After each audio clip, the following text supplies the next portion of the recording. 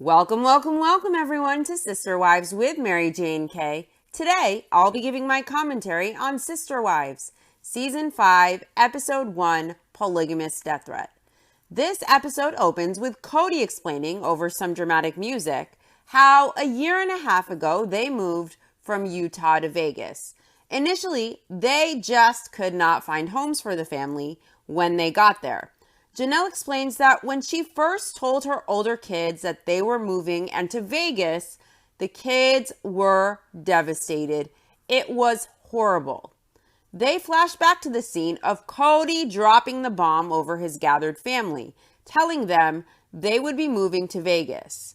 The kids look shocked. They look distraught at hearing the news. They seem utterly devastated. In this flashback, the fearless leader assures his flock, telling them, because of the investigation, they are moving to Las Vegas. As the kids express their emotions, their shock, Cody assures them they will go there, they will start a new life, they will get new friends, no big deal. Cody reassures his family their world will look totally different in a month.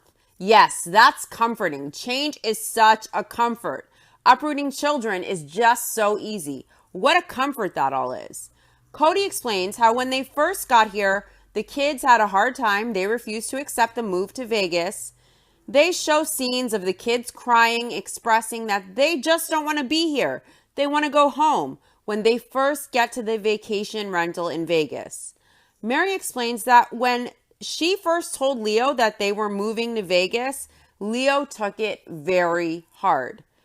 They flash back to Leo pleading with their dad to please stay in Utah to continue their school. And Cody tells them, where we go one, we go all. And he says when the kids are 18, they can make their own choices. Cody explains how the family culture, since they've been in Vegas, has been crumbling. And Mary explains the difference, how back in Lehigh, the kids lived in one house, they all had access to each other all the time. They were each other's best friends. So this move to Vegas has been a big change for the kids, being separated in these 4 separate houses. Christine wants the kids to get back together again, and she admits they have struggled since the move, and she says the adults have struggled too. So Christine is really looking forward to getting these houses so they can all get back together again. What a contrast to later seasons when Cody insisted he wanted to build one house in Flagstaff and the dynamic had disintegrated so much that Christine really wasn't interested in sharing one home with her sister wives and Cody. Cody explains how tough it's been. They've been looking for homes for a year and a half. They were looking for a place to build or a place to buy, and then they found the cul-de-sac. So now they are trying to qualify for financing for the 4 homes. There's a flashback to the scene of each wife writing a check, picking their plot of land, so now they can hold the lots for 30 days so the Browns can get their financing in order. Cody explains that there's a big push for them to straighten out their credit. In just 30 days, they need to be able to give the builder an approval letter for financing for each wife for each plot of land. Janelle explains that if they don't get their qualifications in order before the 30 days is up, the builder has no responsibility to them to hold the properties. So if one of the houses sells, it's game over. If one property sells, that's it. They need 4 homes altogether or they won't get any of them. So it's all or nothing. Christine mentions that she has never lived on her own before. She knows it sounds ridiculous, but ever since she got married, Janelle has been the one to take care of all of the finances and all of the bills. So Christine has never had to pay bills herself. She's never paid bills. She's never made utility payments. She's never paid rent on her own. And Christine says it's not fun. Christine just doesn't like it. And for that reason alone, she would always want to live with someone. Wow, how far Christine has come. Christine says that she's okay as far as qualifying for a home. Her credit is actually decent, and she says she has to build it a little bit, but the problem is they need 4 homes, and her credit is okay, and Mary's credit is okay, But Janelle and Robin in particular don't have a good credit score right now. They have a lot they have to do in order to fix their credit, to bring it high enough to be approved. Christine doesn't know if Robin can even improve her credit because Christine says Robin had an ex and she went through a divorce. And Christine says a lot happened and she doesn't even know all that happened. But she says if they didn't get these houses as a result of the bad credit with especially Robin, it would be devastating. So firstly, Christine and Mary probably have good credit because Janelle was the one in charge of covering them financially, supporting most of their lives, paying their bills. So that's probably why Janelle's credit has suffered. She probably sacrificed her own personal credit to support them, and that sucks. I know Christine was super young when she got married and she really never lived on her own. And in that culture, probably, I'm assuming the husband handles all of the bills and the money stuff. But Christine's parents really should have been responsible enough to teach her about dollars and cents, budgeting, paying bills, credit, and responsibilities. Because we learned this episode that she just forgot to pay her water bill. It just skipped her mind. And she also made a couple late payments on her car. And it seems like the money was there. Christine just forgot. It skipped her mind. So that's an issue because if you rack up a bunch of late payments, it definitely affects your credit score. Paying bills isn't hard, obviously. The money is there for Christine to pay them. But when you're a grown, middle-aged woman who has never had to pay bills, and this is your first time really on your own in that sense, I'm sure that it's daunting. It's kind of sad to see that this woman who was the heart of the family, a woman who is very capable, a woman who is a very amazing caregiver and a phenomenal mother, at middle age is just having to learn to pay bills and be responsible in that way. How sheltered she must have been. Those things seem to have just been Janelle's area, just like caregiving was Christine's purview. And Janelle really sacrificed a lot, her own credit even, for Christine and Mary to have that good credit that they have.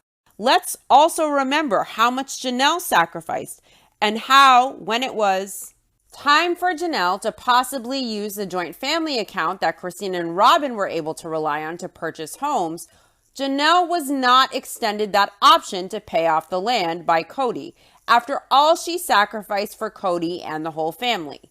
I also want to point out that it seems to me like Christine feels like they might not get these homes specifically because of Robin, and she excuses Robin's bad credit situation as her having been through a divorce and her having an ex. Christine says she doesn't even know everything that happened. If Robin really cared for this family, why wasn't she honest about the debts that she was coming in with that ultimately the sister wives really had to be the ones probably to shoulder? And why wasn't she honest about her financial situation and the extent of it with all the wives? It was going to affect all of them. And she was basically a liability coming in and everyone had to pay for her and she provided very little to nothing back. So I really don't understand why Robin wasn't transparent with everyone. And it seems like a lot of the debt was for things like Victoria's Secret and unnecessary things. It doesn't seem like it was all just about Robin taking care of her kids. It seems like Robin wasn't very savvy with spending money.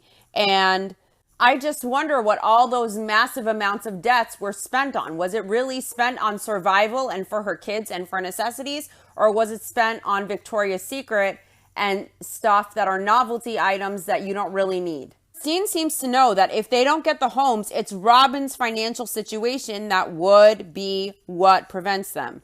So I really wonder how clear Robin was with the family about her financial issues and how that might affect the group when she was taking so much from the family's finite resources. Robin really wasn't working to contribute really other than doing the filming. And she, of course, had her business, My Sister Wife's Closet, her failed dream. And that was a further hit for the family's resources. So what did Robin contribute financially to the group and to the family? Because it really looks like she was a huge financial liability who was more than comfortable taking all she could financially from the family, attention-wise from Cody, and she also took the legal wife status to secure herself because Robin came into this family for Robin, in my opinion. If she came in for the family, she would have contributed.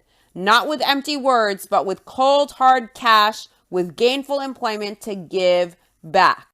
Also, Christine mentioned Robin's credit was like that because she went through a divorce. She had an ex.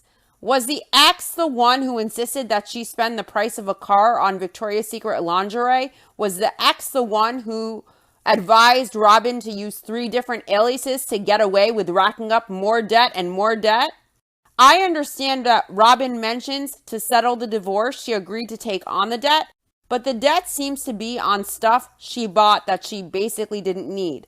Novelty shit, like thousands and thousands of dollars in Victoria's Secret crap and other junk for her best customer service, probably. If it was for stuff she actually needed, like to raise her kids, like for example, the crib she tells Cody she never had for any of her kids with her ex, then it would make sense. But it seems to me like this woman spent her money on junk, and now she has not only legal wife status, but her Goblin's Lair paid for mostly by Janelle and her ex-sister wives. And she has 0 debt. She actually has more coins now and a nanny too. Something Christine really could have used when she was overwhelmed with the kids. But Cody would never consider that because Christine was not the soulmate wife with the best customer service. I hope Robin put that Victoria's Secret to good use. Cody explains that the challenge of cleaning up their credit, they would never have done. It's just too much. But they really need these homes, so they're making an effort to clean this up. But this may be the most important dream they ever buy into. Robin explains that her credit is in horrible shape. Everything in her credit report was good, and then suddenly, notice how she says suddenly, even though she had 3 aliases and 10 million different credit accounts. So suddenly, everything just dropped and it went bad. So Robin is really nervous. Robin is scared about trying to repair her credit and fix it in the time they have. Robin worries about digging everything up. She's super nervous because she doesn't know what this will entail.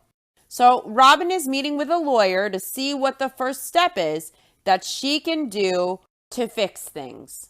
Robin tells the lawyer that she's here for debt issues. She was divorced, and in the divorce, she took responsibility for a lot of the debt. Robin was divorced in 2008, and the divorce decree said that Robin would be the one responsible, and Robin agreed to it because she wanted to keep the peace. Robin explains how after her divorce, she was the single working mom, and she had 3 kids. It was tough.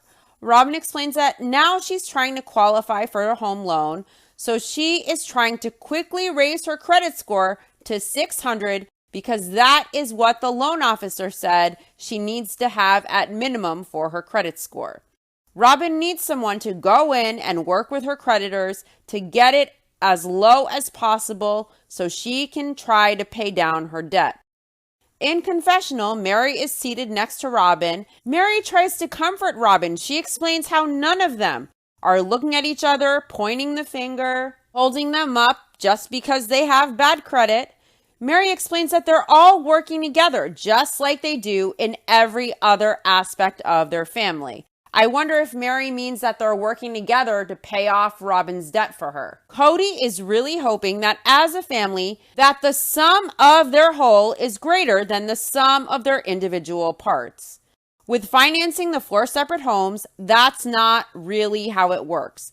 The financing for each home stands on the credit of each wife, not on the finances of the whole family combined. Also, it seems to me like Cody and Robin think that the solution is for all the wives and Cody to come together to pay off Robin's debt so they can qualify. That's what it feels like. Robin is all about being a family when they cover her debts, when they pay for her McMansion.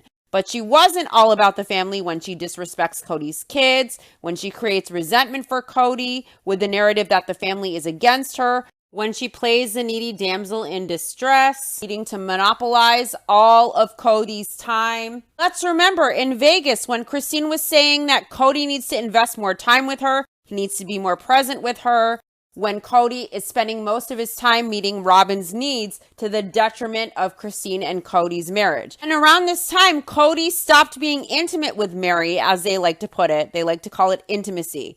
Now, when Robin was talking shit about Christine to Cody, having Cody repeat these things to Janelle to try and turn Janelle against Christine so that she and Janelle could become besties in her delusional mind. How all about the family was that really, when most of the kids in the family really value Christine as a mother, whether she's with Cody or not? What about when Robin disrespected Gabe and Garrison, or when she referred to Isabel as stupid for wanting to go back to school senior year? The family definitely has Robin's back, but it doesn't seem to me like Robin has theirs. Robin asks the lawyer if they can make progress in the next 2 weeks. And the lawyer says maybe some can get done in a week, but other debts may not be settled in Robin's timeline of a few weeks. How many debts does this goblin have? She keeps referring to her divorce, but isn't she the one who spent the money? Maybe her husband did too, but from what we have seen, this plethora of debts was on material things. It wasn't necessarily for stuff for her kids, for her family. How does lingerie help Robin's kids? And I shudder to think what other crap that mountain of debt was spent on. Robin claims she never even ever had a crib for her first 3 kids. She never had a crib even. They were so broke, but she could buy lingerie and rack up debt after debt after debt with 3 different aliases. She could get lingerie, but not a crib. Robin wants to deflect, and she wants to remove accountability from herself and her bad choices, maybe even impulsive spending habits and her poor financial decisions by stating, oh, I had a divorce. Maybe some of this debt is her husband's that she took on. But how much was hers, and where did this money go? It seems to me like it was for frivolous things. Maybe those creepy Christmas angels and decor that she puts in the goblin's lair. Maybe she spent a fortune on Mary's Christmas figurine of sisters that she probably bought at Hallmark. Robin keeps referencing the divorce, how hard it was. That was in 2008. Could she really not figure out anything to improve her financial situation before now, which is around 2011, when they were filming this? And it aired in 2012. In 3 years, she knew it was this bad, and she did nothing about her credit. And now, to get these homes for the family, the wives and Cody probably have to come together to bail Robin out of this mess that she is in. So it doesn't affect them, and it doesn't affect their promise to the kids that they will get these homes. Robin seems to take zero accountability. She blames the divorce, the struggle, but it doesn't seem that the debt was spent to survive. It seems like it was spent on frivolity. Also, notice, Robin wants sympathy for her divorce here. She wants understanding. But let's remember how understanding Robin was towards Christine when Christine was divorcing Cody. When Robin herself, as a divorcee in a difficult marriage, has been in Christine's shoes. Robin wants understanding for her divorce here, but she didn't have very much understanding for Christine. Now, did she? Robin didn't extend empathy to Christine in getting her divorce. She called Christine a liar twice in her own home. She attempted to discredit Christine and invalidate her experiences of her marriage to Cody. She refused to acknowledge Christine as divorced, and she suggested Christine didn't work as hard as she did in her first marriage to make it work. There was all kinds of poison of the foulest nature spewing from Robin's mouth. But here, her divorce can serve as a deflection from her accountability in her bad credit. Her divorce is used to garner sympathy. If Robin wants understanding, where was her understanding to a woman in the same situation as she was in with her first husband? A woman, Christine, who really just wanted to be free. Robin could have been understanding. She understood Christine's feelings. Instead, she chose to criticize Christine and discount her. She chose to disrespect her. So she has sympathy for divorce only when it's her experiencing it. And we are all supposed to connect with that, apparently. Robin says she just wants to move on and she doesn't want her past marriage affecting her future. Again, her bad credit isn't necessarily correlated to her divorce. Her bad credit is because of her choices and the way she managed her life and the financial choices she made and her spending. That's not necessarily because of the divorce or all because of her ex, but she wants to blame the divorce and not herself. Robin explains to the lawyer that she always gets scared, she always gets nervous when there is a possibility of her previous marriage affecting the family now. Was Robin clear with all of the wives and Cody about her financial situation before she married in? Was she totally transparent upon marrying Cody with all of this? Did the wives know what they were taking on? The next step is for Robin to meet with her lawyer's credit repair guy to see if he can fix her credit to get this loan. Robin thinks the lawyer will help to figure this out. They only have a couple weeks left now. Robin says her worst case scenario is if she doesn't qualify, but the other wives do. Robin knows they're all in this together, but she doesn't want it to be her who stops everybody from moving into these homes. Next, Janelle meets Mona at the property. Janelle has huge decisions to make. She went to the model house with Mona to figure out ways to keep her costs down. Notice, Janelle isn't worried about luxuries like extra rooms and wet bars. She actually needs the extra rooms, and she's trying to figure out ways in this model home to cut costs. That's how aware she is of spending. That's how practical she is. That's how responsible this woman is. She actually has 6 kids and could use the bedrooms and the huge home, and she doesn't want that. She wants to save money, where Mary was happy to take the wet bar and the extra rooms. So that's very interesting because obviously we all know all of the finances ultimately will fall on Janelle and slightly on Cody, although I feel primarily things mostly fall on Janelle. So Janelle is at this model house with Mona, the realtor, to figure out ways to keep her costs down. And Janelle explains when you add bedrooms, you add cost. In her part of the family, they really don't spend lots of time in their bedrooms. They spend most of their time in the common areas. So Janelle explains to Mona the model house is way too big, especially with all of her kids leaving. Logan is going to be living in the dorms, and she says that Cody thinks they should have the 5 bedrooms upstairs and they should convert the office space into a bedroom for Savannah. And Janelle thinks that that's ridiculous. She thinks Cody believes all of their kids will be home forever, and she says it's great for him to think that. Janelle knows that's not happening. Janelle is very practical. She cuts through the bullshit. Janelle even prefers for her boys to share a bedroom to cut costs. Janelle says she looks at the next 10 years and her kids will mostly be gone. Janelle might skip having a dining room even.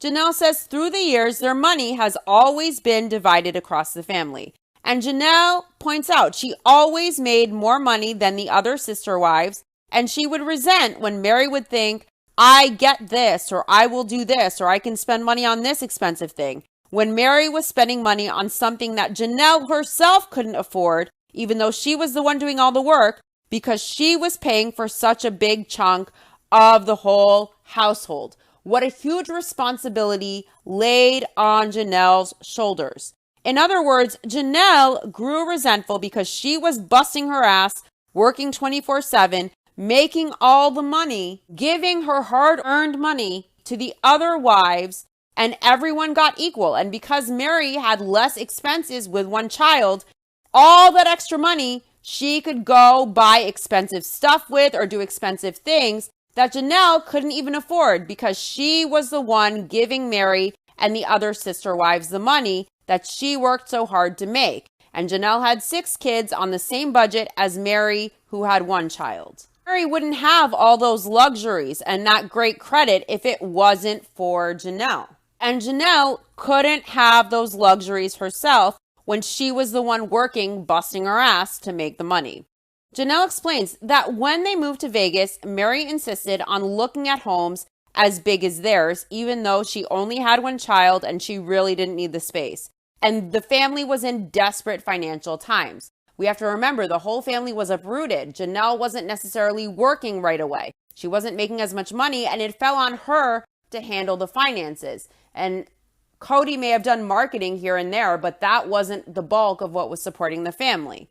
And Robin was doing this My Sister Wives Closet that had costs. So it was really a lot falling on Janelle. And Mary couldn't even make the sacrifice when times were desperate financially to just take a smaller space, at least in the rental, just for a short time, so that it would be easier for Janelle and everyone else to make ends meet. And that feels a little selfish to me. Janelle explains that Mary's home, though, has been a huge blessing for the family. And recently, Mary verbalized that she did not want to be judged for only having one child. She didn't want to be penalized for it. So they flash back to the scene of Mary crying, saying it's been made clear to her that she doesn't need as big of a home as the other sister wives, and so she should not be choosing it since they were in desperate financial times. And Mary says if she had had her say, she would have needed a 7-bedroom home because she would have had 8 kids. So then when Janelle heard Mary express her feelings and how frustrated she was and how sad she felt, she no longer cared what Mary did, and she was fine with it. Janelle wants a huge pantry, and she buys in bulk because it's cheaper, of course. She explains that they will each get the same budgets for their homes, and she says it is more difficult to accommodate the needs of her size of a family or Christine's size of a family. Of course, Janelle and Christine each have 6 kids on the same budget as Mary gets with one child. But the flip side is that it's unfair to Mary to penalize her for a choice that she did not make, because Mary wanted to have more children. So this is inherently an unfair situation any way you look at it. So for their family, the best solution was to divide the resources equally. I understand how ideally in a situation with multiple wives, everyone should get the same. However, in a situation where they just moved and they are in desperate times financially, and there is really one primary breadwinner and then Cody, and those are the two that are bringing in the main incomes, and it's really mostly Janelle, and they moved and now Janelle doesn't have the same job and she's the one responsible for the financing and the budgeting and paying everyone's bills. This is a huge, huge burden on her. And it really wouldn't have hurt Mary since these weren't permanent homes. They were just rentals for her to take a smaller space, a 2-bedroom house, or maybe even a 3-bedroom house, or even an apartment. Why not? How would it have hurt her? She doesn't have those extra kids, and I know she would have loved to have them. I understand that, but how would it really have hurt her if for the family she just sacrificed this for a short period of time to be able to help the financial situation along? I really think it was a little selfish of Mary in this situation. At this point, Janelle has no job. Cody is getting his footing again. They have gone from one household to 4 separate rental homes with 4 sets of bills and on and on. And Janelle and Cody are the only two covering it all. And Mary knows she can easily live in a smaller home to take the strain off of the family in that situation. So it is selfish to take the same, to insist on a bigger house, to insist on a pool, knowing how much Janelle or Christine have to suffer to stretch their resources to feed their kids just so Mary can have some extra empty bedrooms or a pool, while Janelle is figuring out the cheapest way to budget to feed her kids as Mary is buying an expensive couch or taking an expensive trip or getting the rental with the extra rooms and the pool. If it really is all about the family, there are times, like with the size of her home, knowing she has just one child, where Mary could have sacrificed for the family and just taken a smaller rental house, knowing it would be temporary, so that Janelle and Christine could have more to work with. That money could go to feeding the kids or things that the kids might need. It wasn't going to go to leisure activities or buying nice things. It would be an investment in the family, and Mary could have sacrificed easily to do that. If Mary took a smaller Vegas rental, that money really could have been invested in the kids. Mary deserves equal. I understand that, and it sucks that she couldn't have more kids. But if Mary is really all about the family, and all she is doing with the extra money is buying things or taking trips, as her sister wives and their kids are in a desperate situation, Mary easily could have taken a smaller space, a smaller rental, to help the family when things were so desperate.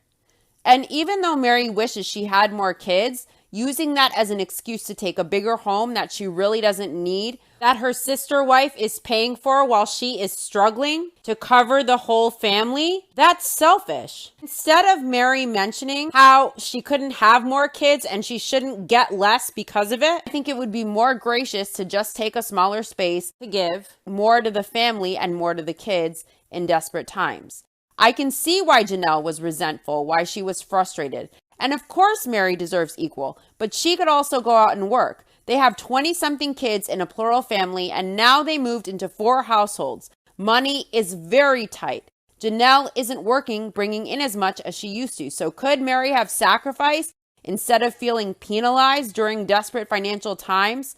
Probably, especially if it really was all about the family and all about the kids.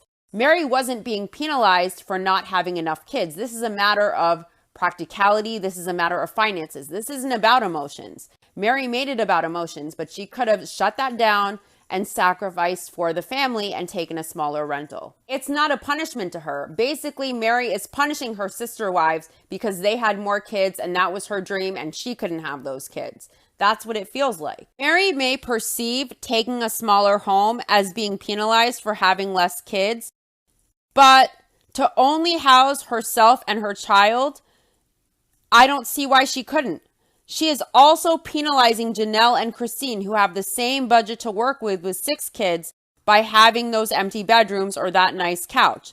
That just puts a Band-Aid on her deep wound of not having more kids. It's not penalizing her to have a smaller home, but it penalizes the family. It penalizes the kids and Janelle and Christine, just so Mary can have the bigger home with those empty rooms as a Band-Aid when they were really struggling as well.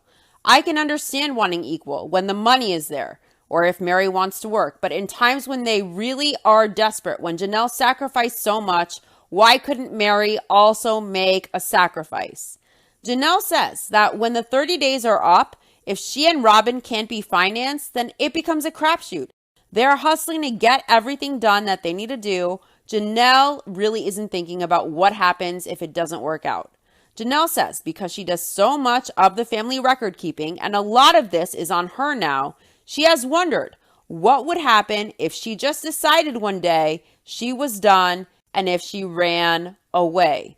Because right now, everything is pressing on her, so she thinks maybe she could just run away. And then she says her sense of responsibility screams at her that she can't do that. She can't do that to the family. Let's remember that Janelle did leave her family in the past. And here is an excerpt from Becoming Sister Wives where Janelle wrote of her leaving the family the first time. However, after that fight with Mary, I'd had enough. My kids and I stayed with my mother for several months until I found my own place. My job paid a decent salary, which allowed me to buy a better car, in addition to my own home. I started to build a life for myself apart from the sisterhood. I wanted my identity as an individual apart from the family. And to achieve that, I needed my own house. I also knew that if I left our shared space, I wouldn't be leaving the marriage or the family. Cody would have done anything he had to in order to keep us all connected, in one house or many. Soon after I got my own house, I made one of the most important decisions of my life. I went back to school and got a degree in accounting. Getting a degree changed my world. I didn't realize how badly I'd wanted to do something like this. I felt personally and intellectually fulfilled. I was also certain that my career would thrive. This sense that I was taking control of my life and my future gave me invaluable self-confidence. While I was living on my own, I was in no way cut off from the family. After a while, Cody began staying at my house on our nights together.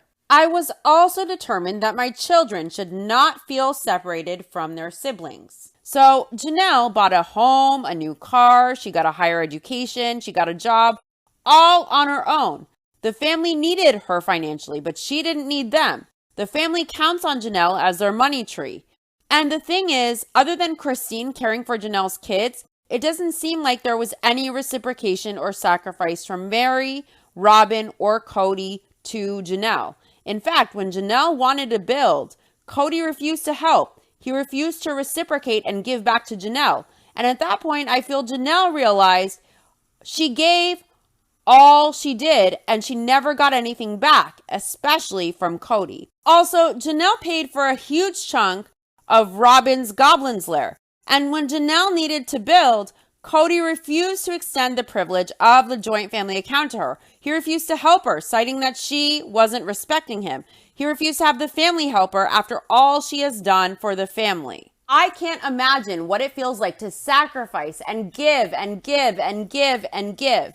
And then when you need help, when you need some giving back, some reciprocation, there is none. There's only bullshit and excuses and deflection. I can't imagine what a slap in the face that was for Janelle. And then to be told that she needs to transform herself to be more obedient. This is a patriarchy. And she needs to become more like Robin. She needs to become a Stepford wife and be obedient.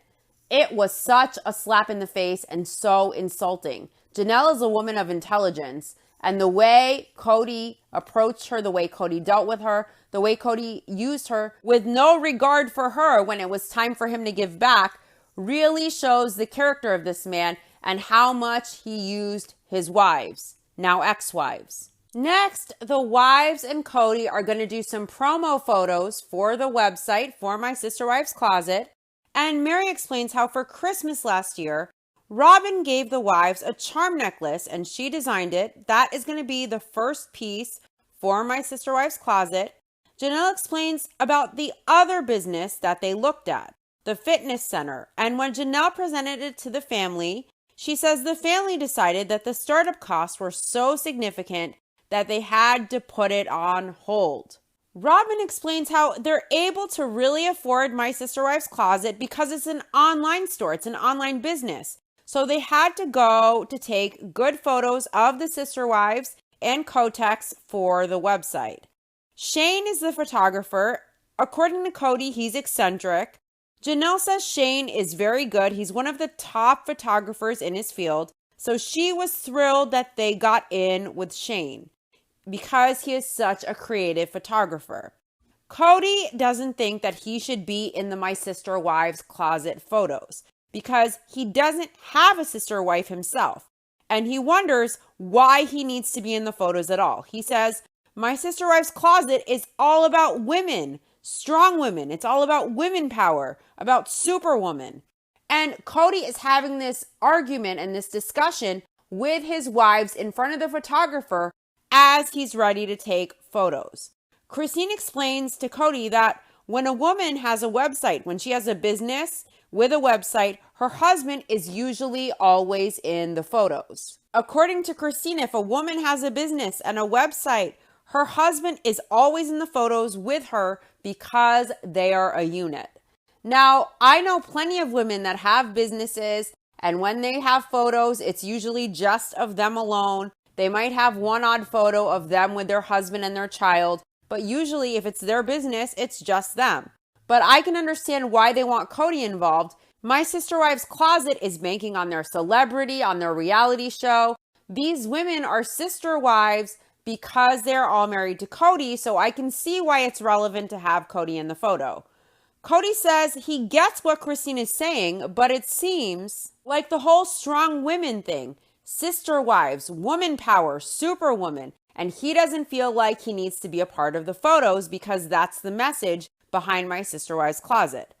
Robin asks Cody if he is comfortable with them being strong women or not. And she's getting a little sassy. She wants to take control and imply to Cody that if he doesn't cooperate, he isn't comfortable with them as strong women. It almost implies that if he isn't comfortable with this, he wouldn't be comfortable in being a man, in being a man comfortable with having strong women as his wives. Robin wants to nip this in the bud. Now, my question is, why didn't they discuss this at home before they're in front of the photographer? Why is Cody doing this in front of the photographer, wasting his time? It's super unprofessional. Cody tells Robin that he is starting to think that it's crazy that he is a part of the My Sister Wives closet photograph. Christine thinks that it's crazy that Cody thinks it's crazy because they already decided Cody is going to be in the photos. The wives are getting pissed. Cody thinks it's about strong women, so he doesn't want to be a part of it. It almost feels like Cody's attitude is about him feeling emasculated by being in this photo. Christine wants this discussion over with. She wants to take the pictures and decide later because they look great. They're here and she is getting sweaty. The wives are chuckling at Cody. They're laughing at him. And if looks could kill, Kotex would be a murderer. He is pissed about this. After Robin puts Cody in his place, then Christine adds on to that, and Cody gets this look like he's about to blow. And I put that photo of Cody in the thumbnail if you guys want a reference. Cody says, with My Sister Wives closet and the strong women theme, he thinks him being there makes him look like some pool boy, like some kind of boy toy. He says it's awkward. Robin uses some of her best customer service here on Kotex so he doesn't melt down. She tells Cody it's either that or the complete opposite, and Cody is just so masculine that he can stand there with them. Robin really schmoozes Cody here. She's really using her best customer service. She tells Cody it's like the guy who can pull off and wear the pink shirt if he's able to take this photograph with them. There is no way in hell Cody is that guy that can pull off the pink shirt ever. Robin says that when you see 4 women hanging out with one guy, he's either checking out the guys too, or he is a ladies' man or something. I'd say or something. Next, Robin says that Cody is really good with women. And then she laughs and she stops herself and she says that sounds bad. But Cody is delighted. He's laughing. He's grinning ear to ear. When Robin says he's good with the ladies, I think in Cody's mind, he really thinks he's an alpha male. Grr, ladies man. So basically, Robin builds Cody up and lets him know how masculine he is. He can pull off the pink shirt. And Cody went there with no intention to be in the photo. I think he felt it was emasculating for him when the message is strong women behind My Sister Wives closet. And I don't think he mentioned to his wives before this that he wasn't down, and he tried to back out last minute in front of the photographer, trying to use car salesman his way out of it. And Cody's wives didn't let him. Cody obviously isn't confident in his identity and in his masculinity. If Cody has an issue being in this photo because the brand message is strong women, the fact that he sees it as emasculating and he doesn't want to do it says it all. Add that to Cody's excitement over couches and his constant need to self-proclaim that he's an alpha male and this is a patriarchy, and this guy has some serious confidence issues and a lot of self-doubt in who he is. If Cody were confident, he would have no problem taking the photo. If Cody thinks he looked like a boy toy or a pool boy for these women, he is delusional. He's no eye candy, and he certainly could never pull off wearing a pink shirt. The sister wives and Cody take a bunch of photos with Mary and Janelle next to Cody, and Mary stops the photographer. Mary lets the photographer know that they need other photos because she and Janelle can't always be the ones next to Cody in the pictures. And the photographer seems annoyed. He asks if that represents favoritism. And Cody says yes. And the photographer says as soon as he thought he had finished his shot, there was an issue. Why didn't they just tell the photographer ahead of time, we're going to need alternating shots with different wives next to Cody so that there's no favoritism? Just let him know ahead of time. This whole thing is a shit show. The wives didn't let the photographer know that they need different shots with different wives next to Cody. Cody didn't cement in his mind before going there that he was going to be in the photo, and he had to have this argument in front of the professional photographer that's supposed to be the best in his field. This is embarrassing. This is unprofessional. Mary points out to the photographer Cody's first, second, third, and fourth wives, and Mary tells the guy that they have to have a variety, and if they are taking several shots with each of the wives need to be in different positions. next to Cody or away from him. So this photographer, in my opinion, needs to charge double. Robin tells the photographer that it's equal opportunity. Well, in the end, they're only going to be using one photograph on the website, so really, why does it matter? I'd be so annoyed if I was the photographer. Shane, the photographer, explains that the outsiders, the wives on the outside away from Cody, wanted equal respect because those are 4 separate individual lifestyles and they are each given their equal time. Shane took several shots and he says it ranks up there as far as different structures that he is not used to. But once the wives and Cody explained their reasoning, he adapted to what they wanted. The photographer says he feels like he is watching a season of 90210 since there is one guy surrounded by 4 women. Cody loves it. His face brightens up like a light bulb. He loves that ego feast. Cody Brown is no Luke Perry, not even the Walmart version. Cody explains that he needs to be diminished here. It's the family business, but he says it's really more of a women's focus. So next, Shane the photographer does photos of just the 4 women to show the strong relationships and how close they all are, according to Robin. Shane pumps the ladies up. He says it's like if they are feeling wonderful and confident, what it would be if it was just their portrait, their individual portrait. He wants them to feel that way when he takes this picture. Robin says they really wanted to show the differences between the 4 of the women. And she says if you take a photo of just the 4 of them, you can just visually see how different they are just from the photograph. One thing about My Sister Wives Closet is the fact that the wives are so different. And she says, because the 4 women are so different and they have such different tastes, it is a very special experience. It's great for My Sister Wives Closet. Kotex thinks it's wonderful that they're taking this huge step for the family in building My Sister Wives Closet to help finance the homes and build a financial future for their family. My Sister Wives Closet, of course, became a liability, and it wasn't something that really helped the family finance as much from what we see. Next, Maddie and her friends hang out on the strip, and Maddie explains how important her new Vegas friends are to her. She trusts them, and they aren't bad kids. Maddie says having good friends, having people who have her back is important because she really doesn't like it here in Vegas. So if the people are actually genuine, it helps. It makes it better. Janelle explains that when she told Maddie that they were moving, it was horrible. And Janelle will never forget because Maddie told her mom, "I'm not moving. You can't make me." And Janelle really felt like a failure as a mother at that point. But Janelle is so glad that Maddie has found a few close friends in Vegas.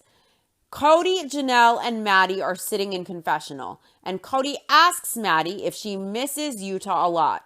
Maddie looks to be on the verge of tears. She won't even make eye contact with her dad. She's just looking in her lap. She's looking straight ahead, and she nods yes. Cody asks Maddie if she still wants to move back to Utah, and Maddie doesn't know. As Cody is trying to interact with Maddie, he's asking her questions. She just looks down, she nods, she barely answers. She isn't engaging with Cody at all. She seems very frustrated. She seems angry. She seems emotional. And it seems like she's not getting along that well with Cody during this scene. I wonder what happened before this scene. Janelle asks Maddie if she thinks having these homes will be great for her to have her friends over since they're going to have plenty of room. Savannah won't be knocking, interrupting Maddie and her friends all the time. And Maddie says if they get the homes, she will at least have her friends over more. So Maddie and her friends go ziplining. Maddie is excited. Her friends are scared. Maddie is super adventurous. I don't think she's scared of anything. Maddie says her friends aren't the type of girls to be at a party with a keg. They're the type of girls you would see sitting at home watching movies. Maddie doesn't drink and she doesn't want to be sloppy, and she says girls who drink all the time are sloppy. Maddie has seen a lot of girls who screw up their lives and she doesn't want to be like that. Janelle says if she would have had half the backbone Maddie has at her age, she would be a completely different person and it would be amazing. Janelle explains that Maddie isn't making the decision not to drink because she was brainwashed on some religious point of view that she shouldn't drink. Cody says Maddie isn't brainwashed at all about the religion.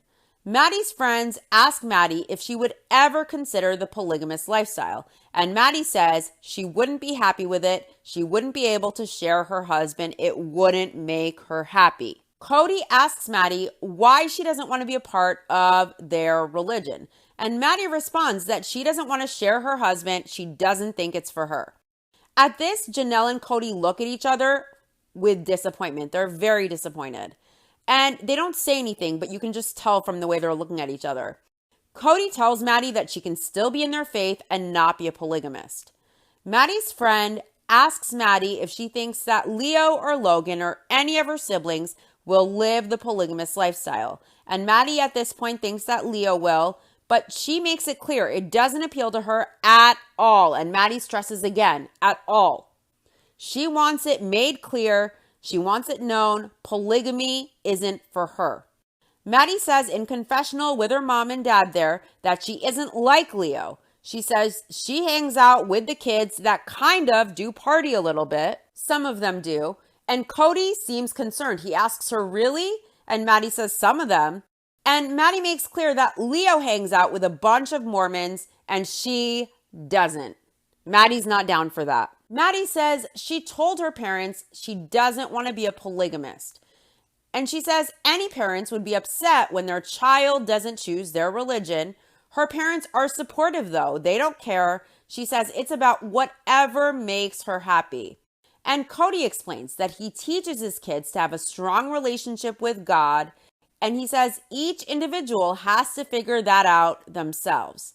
Cody says it's an anchor to keep you from going to the dark side. People make mistakes, and he says it leads to unhappiness. So having religion, having a relationship with God prevents people from making mistakes and going to the dark side, and it leads to unhappiness unless they have a relationship with God. Cody says that's all, and he tells Maddie he just wants her to be happy. Maddie says okay dismissively. She's rolling her eyes. You can tell she's not having it. Next, Robin introduces us to Tara-Lise, her baby sister, who is also her nanny, who lives with her to help Robin take care of her kids while she works. Now, this is before Mindy. Pre-Mindy, Robin had Tara-Lise. And if they get the homes, Tara-Lise will move in with Robin there. So Tara-Lise is watching the kids as Cody and Robin head to a debt specialist the lawyer referred her to. But Robin says the lawyer referred the debt specialist to her. Of course, because Robin is a celebrity. She's an A-list star. She gets referred to people. People don't get referred to her. The debt specialist, Harry, is talking to Robin's creditors. He is trying to settle her debt. It takes time. So Harry has his work cut out for him. Cody tells cameras, "Help me, Harry Jacobs. You are my only hope." Robin explains that with the way her credit is now, she won't qualify. She has a bunch of old debt that is in collections from her divorce, and she assumed that debt, the responsibility of the debt, in order to keep the peace in the divorce. She wasn't going to sit and fight it out in court, so now she has to deal with it. Harry explains that Robin has a considerable amount of debt that is owed. The clock is ticking on that, and the debt grows as time moves on. Of course, interest. Robin says she wasn't able to do anything about this debt up until now because she was a single mom working before, and she couldn't do it then. She didn't have the means, and she moved from Montana to Utah, and she lived with her mom for 9 months with her kids, and she was working the whole time. Eventually, she got an apartment, and there was no extra money to take care of this debt that she took responsibility for. I love how she makes it seem like none of the debt is hers and all of it is her husband's, and she just took it on and now she's burdened by it. Oh, just to keep the peace, because she's coming in an angel, cap in hand. Totally innocent. None of the spending was hers. Harry spotted a credit line that Robin owes about $4,000 on, and it was the first thing that caught Harry's eye because it's really affecting Robin's credit score in the most negative way because Robin isn't going to get a home loan with any collection over $1,000. Harry contacted the company and he made an agreement with them to settle the debt. So they will delete it from Robin's credit profile. Robin was shocked and she is looking for a miracle. And she says Harry has maybe pulled it off. Cody says they are still really struggling over whether they will qualify for these homes. They don't know, but Robin feels this is a big deal to do this on such short notice. This account was a big one. There is major work ahead of them and they are still hanging in the wind. They need to get Robin's credit score to 600. If they don't, this is all over. Robin says because there is this stereotype among people that if you are in collections, then you are lazy and you're trying to get away with something, that she has felt ashamed that she has this debt in collections. And Harry mentions how Robin has been off the radar. He explains how Robin has 3 different last names in her credit report. And Robin assures Harry that was just an accident. She didn't mean to. She wasn't trying to avoid anything. She has been off the radar, and this is her reasoning, just because she was trying to sever ties between herself and her ex. Really, she is so worried about her ex finding her. She's worried about severing ties, about keeping safe. She's going off the radar. And she had all those aliases, all those last names and all those lines of credit and different names. And it wasn't to get out of her financial dilemma. It was to escape her husband, to stay off the radar.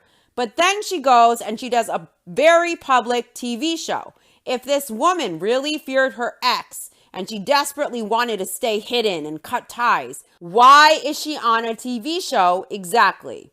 Robin says that when these debts went into collection, she would have collection agencies call her and tell her, I need you to pay just this much, pay something. And she would tell them they don't understand.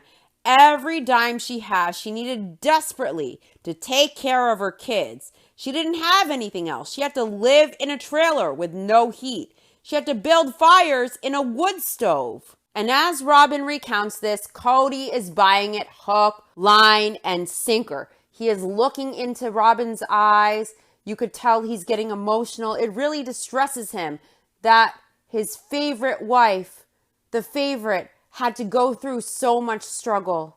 Oh, where is that emotion for Christine when she had to go to Isabel's surgery alone? Or for Mary? Or for Janelle when Janelle was really struggling and really needed his help? Cody makes excuses. He feels no emotion for any of his other wives and their suffering. He really doesn't feel much. But when it comes to Robin, oh my God, he is like right there in tune, feeling it deeply. Robin says it was really, really bad times. Every dime she made went into taking care of these kids, and she couldn't squeeze any more out to take care of this debt at all. Her first priority was just having a roof over her kids' heads, having food in their bellies and electricity. And Robin was struggling just to pay those bills. She says when those collection agencies called, she would say she was a single working mom. She has nothing. She doesn't have anything for them. She wishes she did, but she just doesn't. Harry wonders if Robin will get approved for the construction loan. He really doesn't know if she will be able to improve her credit score enough. 3 wives might get approved and Robin may not, and it's a problem the family won't be able to recover from. Next, over at Mary's, Cody is trying on jackets as Leo is getting ready. Cody is very proud of Leo. They are a good student and a good kid. Mary doesn't know why she was blessed with such a good kid. Leo is going to their NHS induction, National Honor Society induction. Leo says it's for smart people. And Cody now believes, because Leo got in, that they could actually become a doctor now that he sees Leo could get really good grades. He bets that there isn't a doctor out there who wasn't a member of the National Honor Society.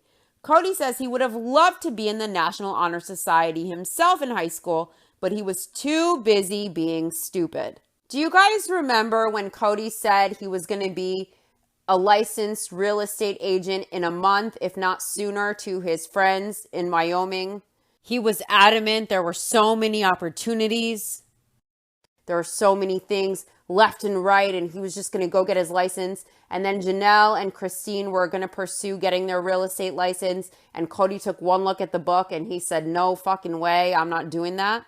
So there's no way in hell Cody would be able to get his grades to the point where he could be in the National Honor Society. I don't even know if Cody could handle one AP class. He took one look at the real estate book and he refused to apply himself, and he just decided that that was a no-go. So Leo thinks being a member of the National Honor Society will look good on college applications. So Leo is going to go back to Utah for college. They are looking at going to the University of Utah because they have a really great medical program there. Ever since Leo was little, they always thought it would be cool to be a doctor. And they say that just because they want to be a fundamentalist Mormon and they will have sister wives, it doesn't mean they can't be a doctor. Leo explains they aren't just open to the idea of having sister wives. They insist they will have sister wives. A lot has changed, obviously. What's nice about this ceremony is a lot of the family shows up for Leo. And Leo explains that one of the main reasons they want to go back to Utah is their church. Their church is in Utah, and that's where all of their people are. Cody is going to miss Leo, but he says it's perfectly within the realm of reason for Leo to want to be closer to the religious community. So Cody is good with it, and it makes Mary sad because she won't be moving with Leo. She'll be alone, and she complains that she'll be an official empty nester. Leo points out that Mary can choose whether or not she will be an empty nester. Leo says they hope their mom isn't an empty nester when they leave. They hope their mom takes Robin up on her offer to be a surrogate. Leo gets very emotional about this. They start crying, and they say that as long as they can remember, they have prayed every night that God would bless their mom, all of them really, with another baby. Leo feels like Mary has this choice, and they feel like if Mary chooses not to take it, then their mom is taking something away from all of them. Mary is now tearing up too. Leo feels like if it's there sitting in front of you, why not take it? Leo loves all of their siblings, but they feel like it would be different and better maybe if it were their own bio sibling. And Mary asks, so you just want somebody to call your own? And Leo explains all of their siblings are theirs, but they feel like they are missing out on not having biological siblings. Mary tells Leo that she still hasn't made a decision. She needs Leo to give her more time to figure it out. Mary doesn't know what to say about all of this. She apologizes to Leo, who is very emotional. Leo gets up from the confessional couch, and Mary breaks down, saying that this is more stress than she wanted this to be. Cody mentions to Mary how she talked about talking to her sister about this, and he suggests that maybe Mary make that step. Cody tells Mary he's with Leo. Sometimes he just doesn't see why this is so hard.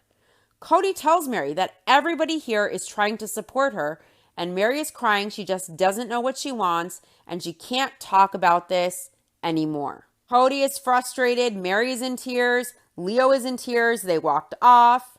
Over at Janelle's, everyone is meeting to go over and see Mona to finally get the news on whether they qualify or not. Christine is very, very, very nervous about what Mona will say. She has high hopes again, very high hopes, and she just wants to be together in these homes. That's all she wants.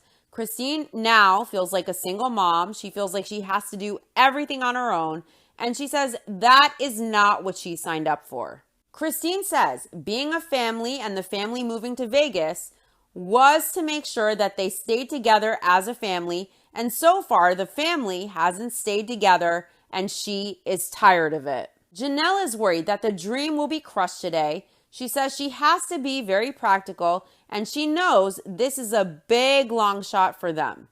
At the meeting, they are all incredibly nervous. Mona, the realtor, adds to the suspense, and Now, mind you, she has the 4 letters. She knows all the wives have been approved at this point, but she tells them that they need to talk about something they never discussed. What would happen if only 3 of the wives qualify? And hearing that, Robin's heart sank. It made for great TV. Robin says her heart sank because not a single one of them wants to be the reason this didn't work out. Cody says they all have to be able to get a home or else it doesn't work. So if they don't get the 4 homes and they can only get 3, it just won't work. Mona reminds them that she told all of them that they have to be really careful with late payments. And she asks if they have all kept their credit good.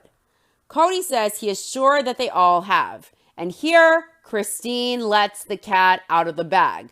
Christine confesses that she has had a couple of late payments for her car and also for her water bill because it skipped her mind. She just forgot all about it.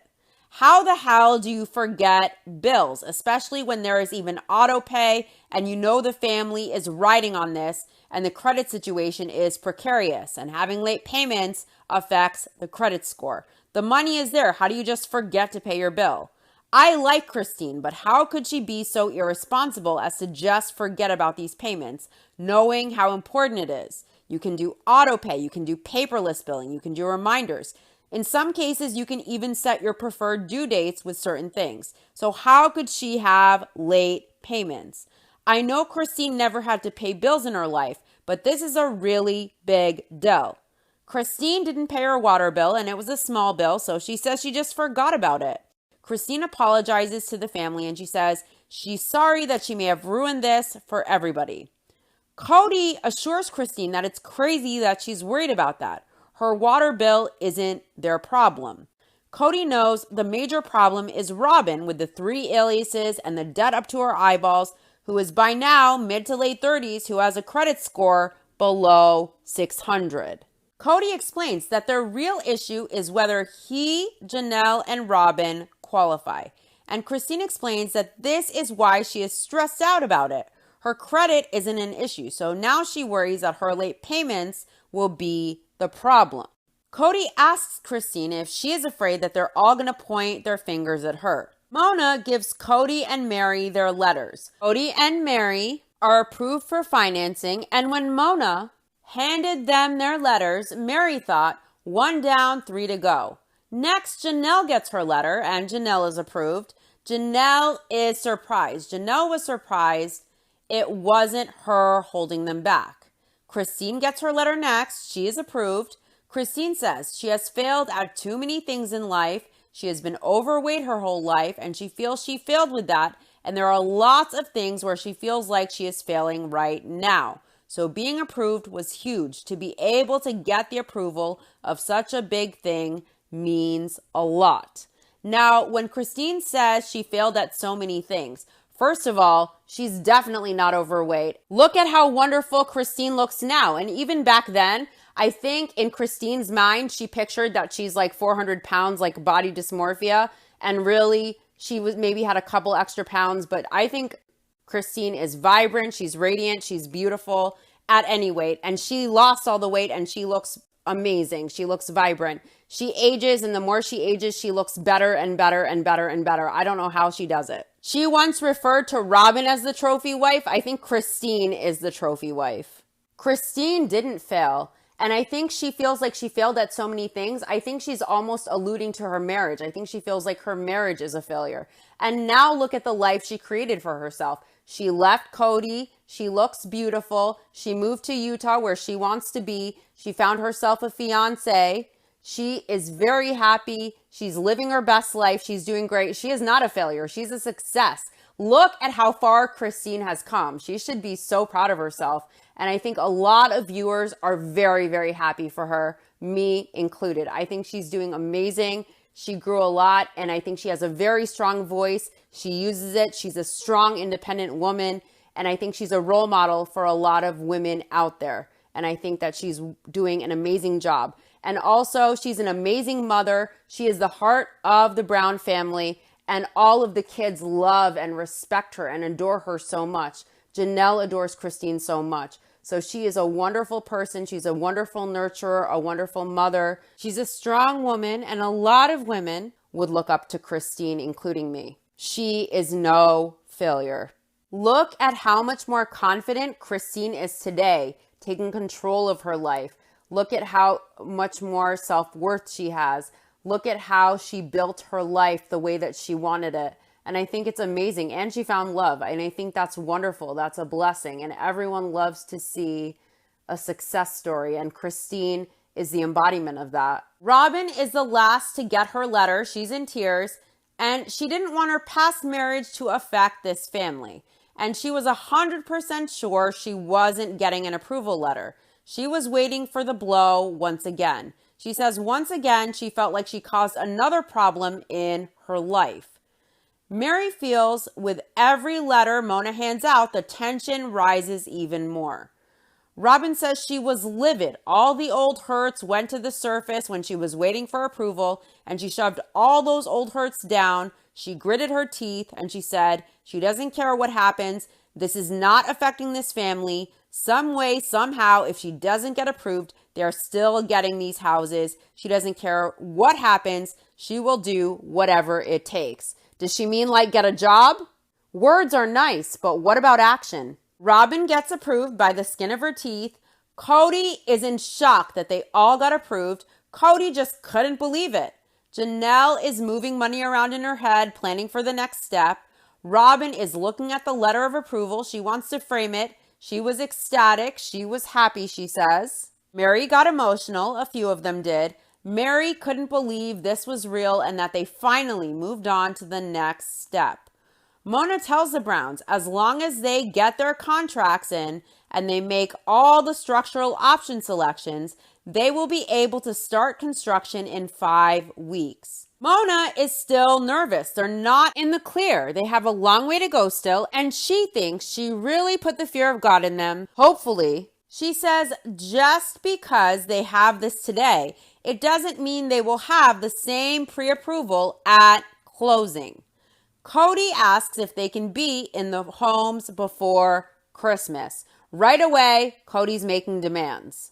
Mona says if the builder can do it, he will. Cody knows that the kids will be excited. They get to show the kids the houses, the pieces of land, and that will be when the kids actually believe it. Cody takes his whole family to see the houses.